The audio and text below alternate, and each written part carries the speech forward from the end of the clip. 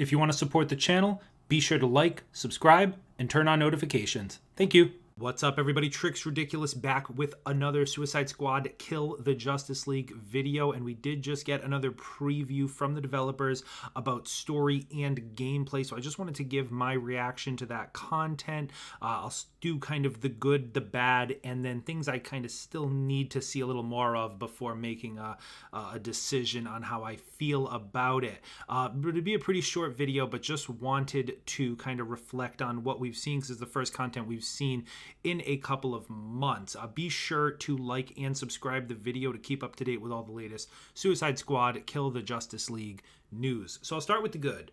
Visually, I still think the game looks fantastic. I thought it looked fantastic when they first showed it off. I still think it looks fantastic. It looks like it plays buttery smooth, and I understand that is just in kind of a demo state, kind of a preview. We'll see how it actually plays on console and on PC, but I'm sure with the PS5, that's what I'll be getting it on. I'm sure it'll, maintain the same graphics integrity. And the traversal and the verticality of this game looks awesome. Every character has their own kind of traversal style. The maps have a lot of verticality to create some interesting gameplay. I think that'll be really great. And we know that the current delay to the game is due to polish. They really want to make sure everything comes out of the oven good. So if the game launches bug-free or nearly bug-free, that will be a huge way to really kick off the game on the right foot. All right, the second good thing is continuous content. Now, that can be kind of a good and a bad, and I'll get to that in a minute, but, what I always say, if they're going to commit to kind of a live service model, I know that's kind of a taboo term right now, but if they're going to do it, they have to commit to it. There are obviously a lot of live service games that fail, but there are a lot of live service games that do succeed, and the ones that do succeed are the ones that commit to continuous content, events, updates, quality of life, end game, things to do for invested and entrenched players in the game. And if they're going to do that, they have to do it right. Okay, so they appear to be doing that. I mentioned in my previous video, Warner Brothers as a whole is really committing to that, but hopefully it really shines through specifically in this game. That would be my best case scenario, but remains to be seen, but we'll see what happens. The third thing under the good is that the base game campaign, I think, is actually going to be pretty awesome. All the characters, all the voice actors look like they did a great job. All the characters have unique personalities. They are witty. They have charm in their own way. I think a lot of people, again, are just kind of hating due to the live service elements of the game. They wish it was just another Arkham game. But I guarantee, just from what we've seen, if the whole game is the way these cutscenes are looking, I guarantee the base game alone will blow a lot of people away with the narrative, the storytelling, and I think they'll really fall in love with the characters, as Rocksteady has said that that's what they're looking to do. So I think that will be a major plus for the game. And then the other thing under the good is full cross-play and full cross-progression. So if you're on PlayStation, Xbox, or PC, you can play with anybody on any other console seamlessly. And then if you do want to switch consoles, let's say you're playing on PlayStation, but then you decide you really love the game, you want to get it on PC as well, you're not going to have to start over. You just kind of have your account move over to PC, and you can kind of pick up from there. So I think that'll be pretty cool if, assuming we get kind of into this game from a content perspective and it's really knocking me out of the park, I'll probably end up getting it on PC and PlayStation 5. That way I can, kind of leisurely play on my PS5 when I want to just kind of play casually, and then be able to kind of stream on PC and things like that. So that's really cool that we're able to do that. Now I'll get into the bad. Some of the bad things, it's still online only. Now, I'm just speaking personally, that's not really a big deal for me. I'm used to games like that. I played Diablo, Path of Exile, Destiny. I'm used to games where you just need to be online and playing them.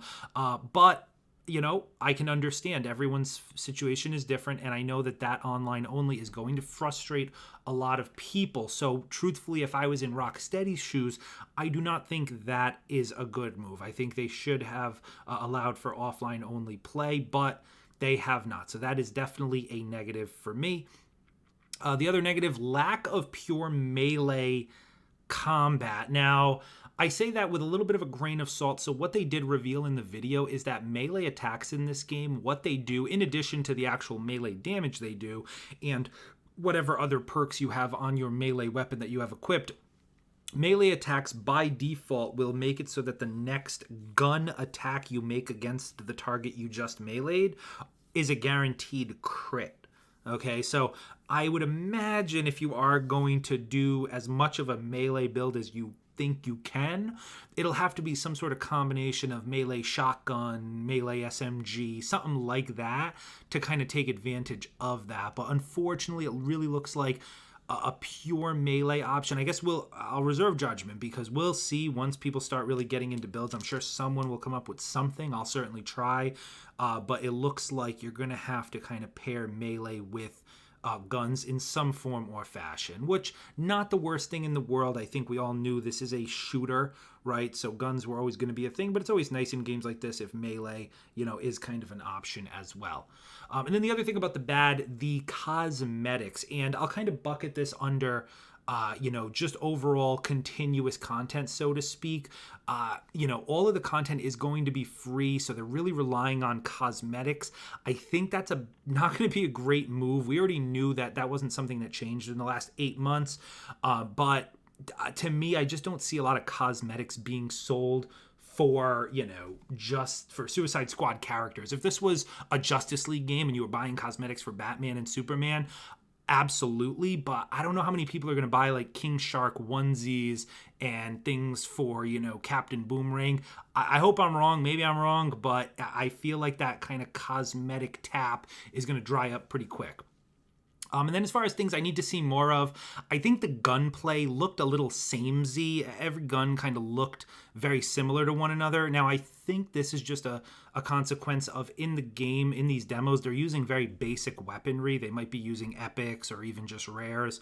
So we're not really seeing some of the true end game content, such as legendary guns with unique effects, as well as set bonuses from gear that we know will exist that will add, augments and other abilities. We're not seeing any of that. So I'll need to see a little bit more of those end game effects to really have an opinion on the gear situation in this game. And then speaking of end game, I really need to know what that end game content looks like. Raids, horde modes, repeatable end game content like that would be ideal for a game such as this, and I really do hope they go that route. It is heavily rumored that the game will launch with a Ra's al Ghul raid, but that is just a rumor that has not been confirmed. But I really hope that they do showcase something regarding the end game content in an upcoming preview. Anyway, that's really it. I am happy that we got some new footage. Unfortunately, so many people are really just overly hating on this game because they just wished that they got another Arkham game out of Rocksteady, and they're a little upset that they spent their time developing this. But for those of us that love looter shooters, we are eating good. So I'll be continuing to cover any upcoming news that we get for this game, and of course diving full force into builds and other videos when the game launches on February 2nd, 2024. So be sure to like and subscribe to stay up to date. That is it for me, guys, and I'll see you in the next one.